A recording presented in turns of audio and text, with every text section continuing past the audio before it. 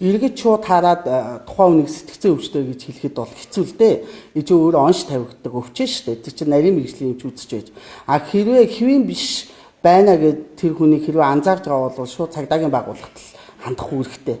Ягаад гэвэл тэрийг нөгөө бариад аюулгүй байдлыг хангаад энэ эрүүл үү энэ өвчтөй юу гэдэг энэ үйл ажиллагааг одоо хянах үүрэгтэй хүмүүс чинь одоо манай руу үзүү хүргэх хэдээр бас үүрэг нь цагдаад үйж идэг байхгүй юу. Тэгэхээр бол тухайн нутаг дэвсгэрээр ажилладаг одоо цагдаагийн одоо хороо дүүргийн цагдаа нар байдаг шүү дээ. Тэндээ эхлээд энэ хүн ийм сэжигтэй байна. Тийм учраас энэ хүмүүст одоо энэ хүний аюулгүй одоо энэ хүний одоо эрүүл байна уу үгүй байна уу эсвэл зүгдгийг аюулгүй болгож өгөөч гэдэг бол хамгийн түрүүнд бол цагдаад хандах үүрэгтэй.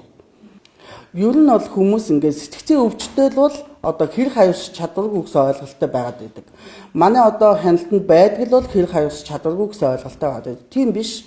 Энэ хүн тухайн үедээ сэтгцийн хувьд үнэхээр солиоролтой ийм байгаа тохиолдолдоо солиорлосоо болоод тэр зүйлийг үйлдсэн байгаа бол хэрэг хавьс чадваргүй гэж гарч ирээд алаадын эмчилгээгээд одоо шүүхийн шийдвэр гүйцэтгэхийн өөрийн шийдвэрээр одоо хуулийн тасагт тэдний шийдвэр хизээ гаргахын тэр хүртэл эмчлэгдэнэ. Хэрэг хавьс чадваргүй гэдэг. А хэрвээ тэр хүн сайжруулалтын байдалтай байж байгаа өөрийнхөө тэ үйлдэлийг хянах тэ сэтгэл хөдлөлөө үйлээ хянах чадвартай байгаа үедээ хэрэг хавьсан бол угаасаа ялгаа аваад шорондоо явдаг. Ийм л зарчим Монгол улсад ч дэлхийн нийтэд ч ийм л зарчим үйлчилдэг.